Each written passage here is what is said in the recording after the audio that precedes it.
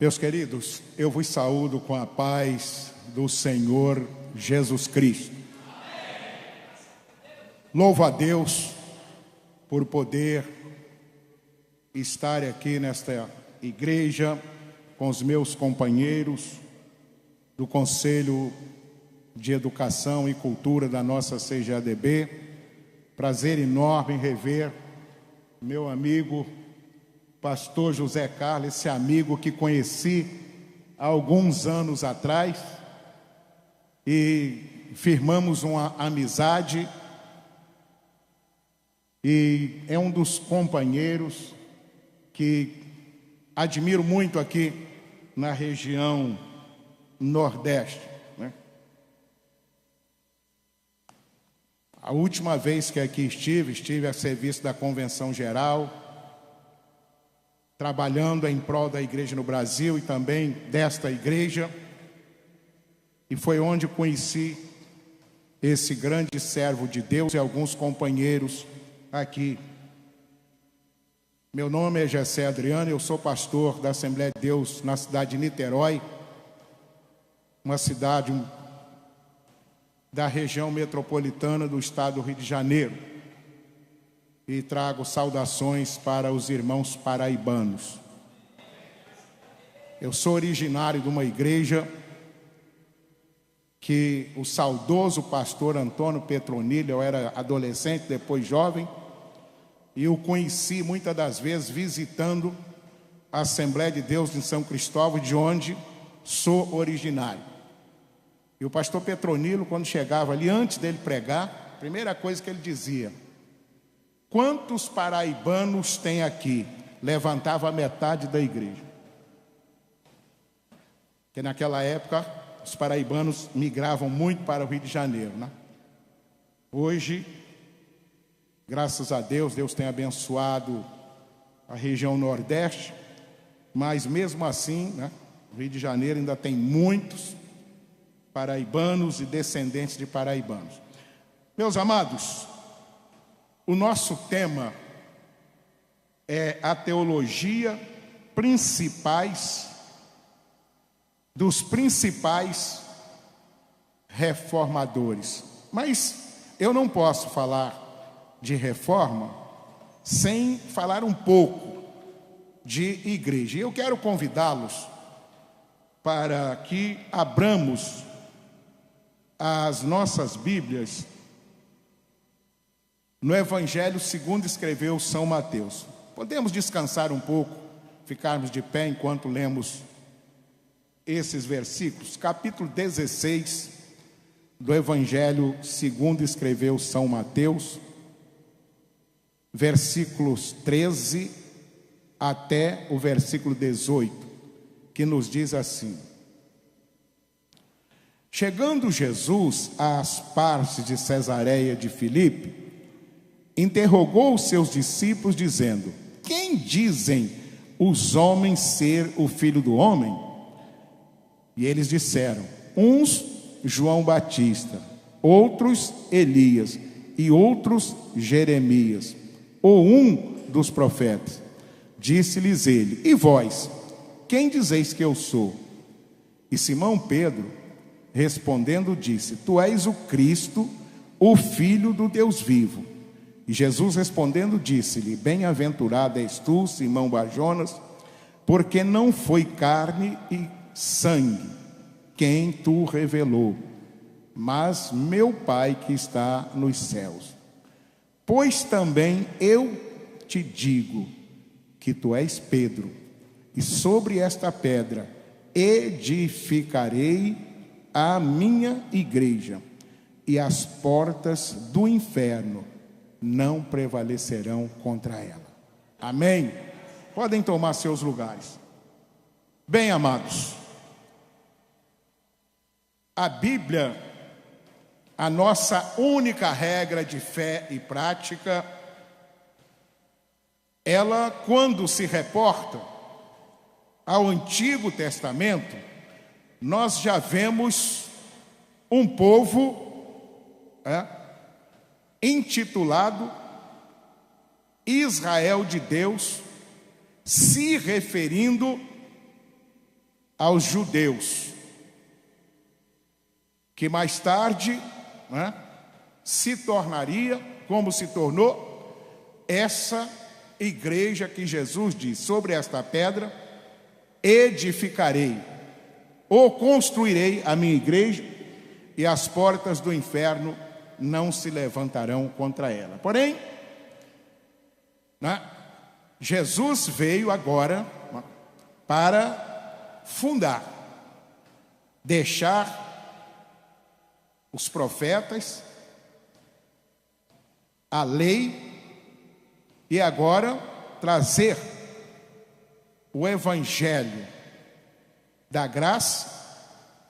E esse evangelho é o evangelho que ele deixou para a igreja: incendiar o mundo. A Bíblia diz que a lei e os profetas durou até João, embora João profetizasse dentro do Novo Testamento, mas era uma transição da lei e os profetas para a graça. E dali se levanta líderes, né? E nós conhecemos perfeitamente a história da igreja, né? Como foi o princípio da igreja. Eu não estou falando, mas eu não posso falar, né, da teologia daqueles que reformaram uma igreja, né? No caso Martinho Lutero, onde foi falado aqui pelo pastor Altair, que nunca foi o desejo de Lutero dividir a igreja, mas pela circunstância da época, o que aconteceu é o que nós estamos vendo aqui. E em boa hora o Conselho de Educação, né, através do nosso presidente, pastor Douglas, lembra da reforma protestante, porque ela foi importante, porque ela foi necessária, como nós acabamos de ouvir aqui. E, meus amados, porém, a igreja, né, do Senhor Jesus, né, quando nós falamos em igreja, né, popularmente, o que vem à nossa cabeça é o edifício aqui onde nós estamos reunidos aqui, confortavelmente. Porém, isso aqui é o templo, é a casa de oração, é o lugar onde nós adoramos a Deus. Mas a igreja do Senhor somos nós. Eu, você, todos nós que estamos aqui. Porém, Jesus, ele quando funda a sua igreja, ele prepara, né, essa igreja que começou com 12, mais ele, 13, e quando eles receberam o batismo com o Espírito Santo, já havia quase 120 pessoas, depois tornou-se maior com a mensagem que Pedro pregou, já chegando a 3.000, e hoje existem milhões espalhados no mundo inteiro. Porém, Jesus sabia que humanamente esta igreja precisaria de líderes, precisaria de alguém, humanamente falando, aqui na terra, para que essa igreja pudesse crescer e avançar. E é exatamente isso que aconteceu. Porém, como nós estamos ouvindo aqui, ouvimos ontem, acabamos de ouvir, né, homens dentro dessa igreja, a esta liderança, a liderança papal, porque, na verdade, a igreja, quando se fala na igreja católica, né, até aí tudo bem, porque o termo católico quer dizer universal, não é a universal do reino de Deus, não, é o termo católico, né? Mas só que, com a situação da trajetória da igreja, a igreja deixa de ser chamada Igreja de Cristo e passa a ser chamada Igreja de Roma. Aí já começa o problema. É um problema de história da igreja. Já começa o problema. Se ela é de Roma, ela já não é mais de Cristo. Então começa já a problemática do papado, que a Bíblia nunca, deu autoridade a papa nenhum para ser representante de Deus aqui na terra. E a igreja, dali para frente, como vamos ouvir outros preletores aqui desenvolver, que a liderança começa a declinar, a política mistura-se com a igreja. Constantino, por exemplo, foi um camarada que odiava a igreja, mas depois que ele teve uma visão de uma cruz, o que Constantino faz? Constantino atrela descaradamente a igreja ao Estado. Aí, ao invés da igreja ser de Cristo, ela passa a ser do Estado, ela passa a ser de Roma. Porém, ontem foi dito aqui que quando se fecha uma porta para o Espírito Santo, ele abre outra. Eu vou abrir um parênteses aqui para dizer aos irmãos o seguinte: meus amados, o grande problema do ser humano, principalmente de quem lidera, é esquecer que nós passamos, mas a igreja continua. Nós passamos, mas tem muitos líderes que eles acham que eles vão viver eternamente e não se preocupam com as gerações que vão surgindo. O mundo, ele tem tido uma transformação muito grande.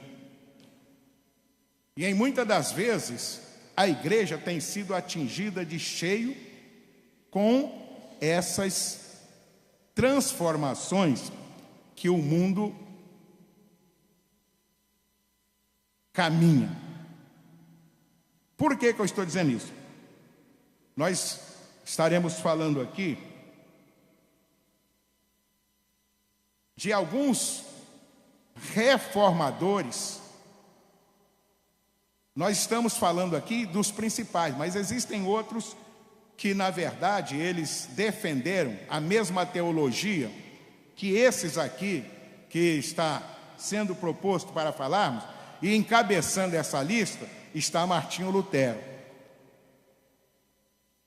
Quando eu falei aqui, usei o que o pastor Altair disse ontem, que quando os homens fecham uma porta, que o Espírito Santo abre outra ali. Como? Trazendo novos líderes levantados pelo próprio Deus. Pastor Douglas acabou de falar aqui o preço que esses precursores, esses preparadores pagaram para que houvesse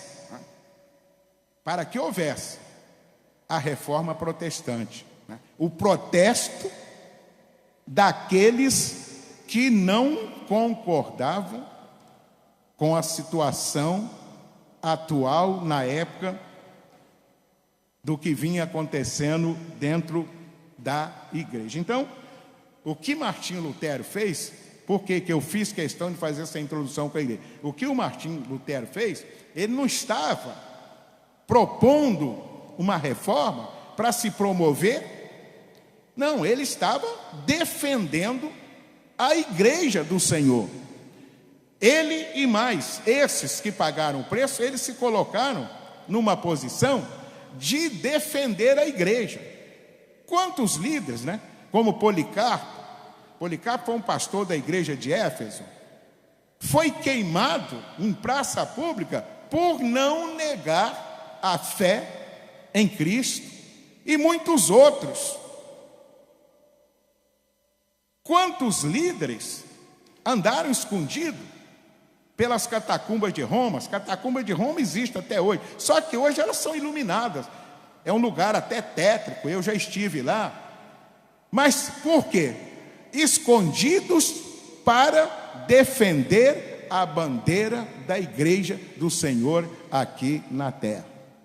Então vamos aqui ver o que está nos sendo proposto aqui sobre a biografia e a teologia dos principais reformadores. Timóteo George, você pode pegar a apostila aí, na página 23, em sua teologia dos reformadores, informa que o teólogo escocês William Cunningham é autor da ousada declaração de que a reforma do século XVI foi o maior evento ou série de eventos desde o encerramento do cânon das Escrituras Sagradas. George considera que, embora a reforma fosse, em vários aspectos, o evento foi essencialmente religioso e que seus sinais profundos, seus mais profundos interesses eram teológicos. Para esta contestação, basta estudar a biografia e a teologia dos reformadores. Então, nós vemos aqui, meus amados irmãos, o que acontece? Esses homens, quando eles se posicionaram, eles não se posicionaram para defender os seus interesses próprios, não. Eles se posicionaram para defender a igreja de Cristo. E a igreja de Cristo, ela é intocável. Há muitas pessoas que eu tenho muito cuidado, né? Às vezes a gente ouve alguma pessoa, alguns pregadores, no fervor da mensagem, porque a igreja perdeu a visão, não sei o quê. Eu acho que isso é uma expressão até muito forte. A igreja nunca perde a visão, quem perde são os seus líderes. Se a igreja vai para o atoleiro, vai para não sei para onde, quem empurra ela para lá é a liderança. É exatamente isso que, por causa disso que veio a reforma. Porque os líderes da igreja romana, né, como já foi dito aqui ontem e reforçado pelo pastor Douglas, né, o que aconteceu? A igreja passou a ser um detalhe, porque os cargos eram negociados. Para chegar ao bispado, né, como falou aqui muito bem o pastor Altair, então foi isto que esses reformadores, como Martinho Lutero, começou a ver e disse: não, peraí, eu tenho que defender a igreja. Então, não é a igreja que perde a visão. Quando você ouvir alguém dizer que a igreja nunca perde a visão, porque a igreja é do Senhor, e muito mais, porque ela tem a direção do Espírito Santo aqui na terra. Ai da igreja se não fosse a orientação do Espírito Santo. Então, meus amados, o que levou Martinho Lutero, né? Eu não vou me prender muito aqui na biografia dele, porque os irmãos já viram aí na apostila, né? Como é que ele, a sua chamada, né?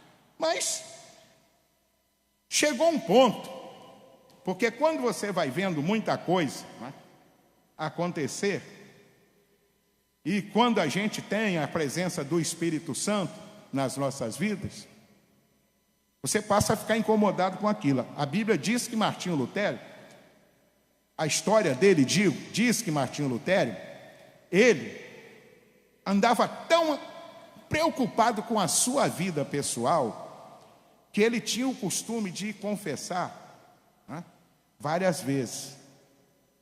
Passava o dia confessando. E o seu líder espiritual até se incomodou com aquilo e orientou.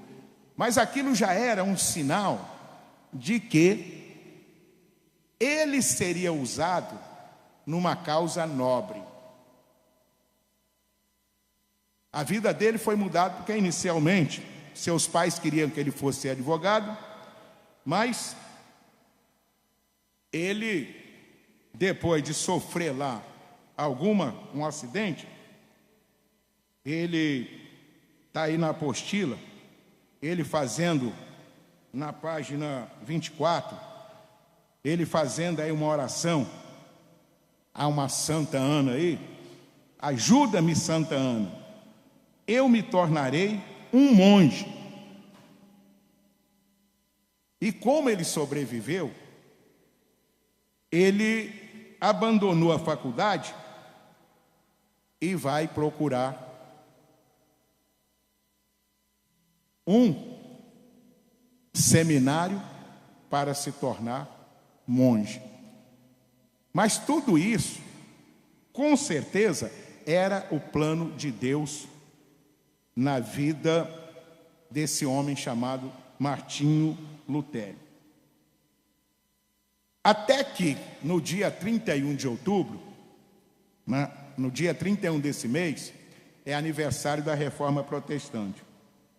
Martinho Lutero fixou na porta da igreja de Wittenberg essas 95 teses de protesto, né? Porque o nome protestante vem da palavra protesto. Protestando o quê? Contra a anarquia, a situação espiritual que estava acontecendo na igreja, que já não era mais igreja de Cristo, era a igreja de Roma. E, meus amados, quando se há o Espírito de Deus na vida de um crente, quanto mais de um líder, e conviver com tais situação, já incomoda muito. Foi o que fez, incomodou. Mas essa situação toda, meus amados, a história diz que quando chegou um vendedor de indulgência perto da cidade onde Martinho Lutero morava. E o vendedor de indulgência, segundo o relato da história desse homem, ele começou a anunciar para todo mundo que tão logo a grana, o dinheiro caísse nos cofres do Vaticano, o passaporte para o céu já estava carimbado. Os irmãos vejam que ponto, né? Que ponto se chegou. Aí foi exatamente a gota no oceano que levou Martinho Lutero a protestar e fazer estas teses. Aí começa, né? Uma briga declarada. Então, quando eu disse que esses homens foram levantados para defender não os interesses deles, e sim o interesse dessa igreja que Jesus diz: as portas do inferno não prevalecerão contra ela. Aí realmente começa, né? Começa, porque parece uma incoerência uma igreja ser dividida, mas a intenção não era. Agora, o problema todo é o seguinte: há um ditado que diz que nós até podemos permitir que um pássaro pose sobre a nossa cabeça, mas o que nós não podemos permitir é que ele venha e faça um ninho na nossa cabeça e comece a ficar aqui morando e fazendo as anarquias que eles sempre fazem. E o que estava acontecendo é exatamente isso. A anarquia na igreja passou a ser aberta. Os papas, né, já estavam nem aí. E mais, os políticos, né, os imperadores, já não era mais a liderança espiritual. Era, pois bem, então isso começou a incomodar Martinho Lutero. incomodou muito. Na página 25, eu estou pulando aqui, na página 25, diz aí, sobre a doutrina da justificação. Até então, Martinho Lutero, ele não tinha atentado para o que está em Romanos, que foi lido aqui. Não me envergonhe do Evangelho de Cristo, pois é o poder de Deus para a salvação de todo aquele que crê. E ele ainda não tinha, mas de repente, ele declara que ele redescobre o Evangelho. E nesse redescobrir o Evangelho, ele diz: não posso continuar com os meus olhos fechados para esta situação que vem acontecendo no meio da igreja. E faz aquelas teses e coloca lá. Pois aí ele começa a ver o seguinte, que o Evangelho, que a salvação, não vem através de obras. Então, ele começa a descobrir que a salvação é pela fé em Cristo, pelo um processo que está atrelado à doutrina da salvação, chamado justificação, que é exatamente um termo judicial. Justificação é um termo judicial que é absolvente, absolve. E Paulo conhecia muito bem essa doutrina quando ele diz em Romanos capítulo 5, versículo 1, sendo, pois, justificados pela fé, temos paz com Deus.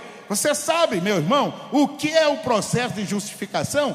Nós nos colocamos ou ficamos numa situação diante de Deus como se nós nunca tivéssemos cometido nenhum deslize diante de Deus.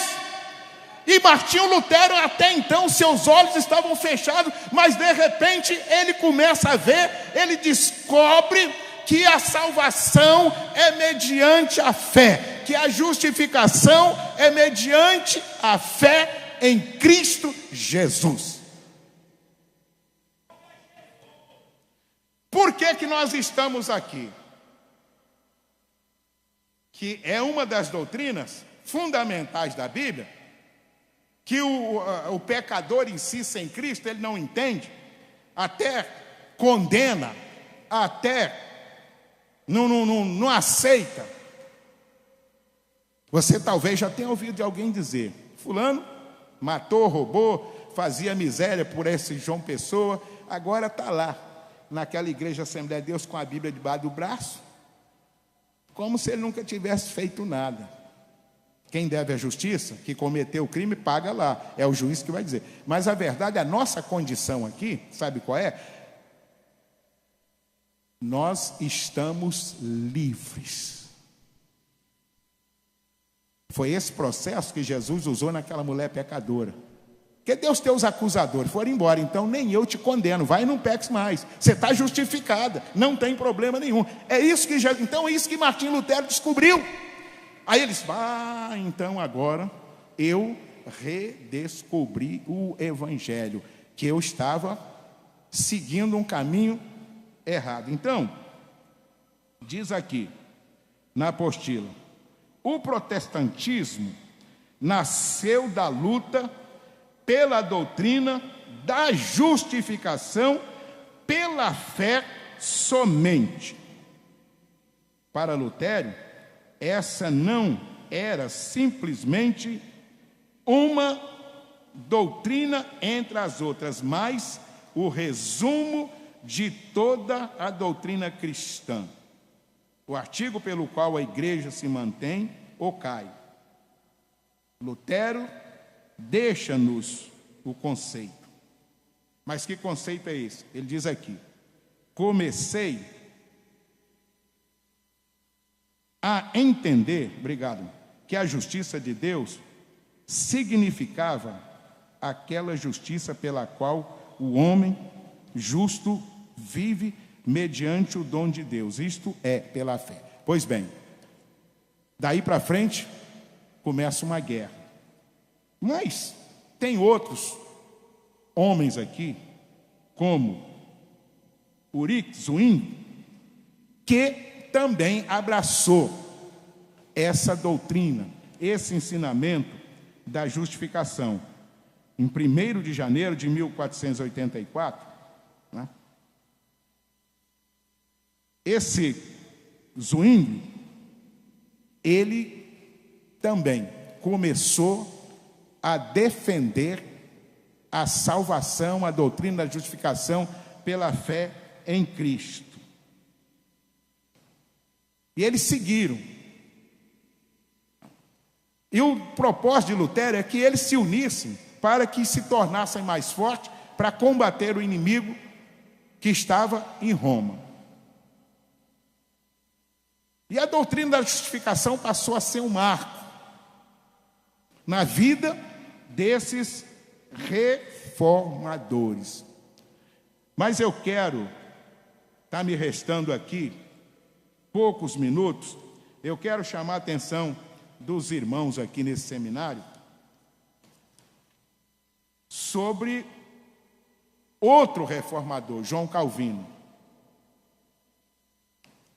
João Calvino, ele surge, está na página 28, ele surge posteriormente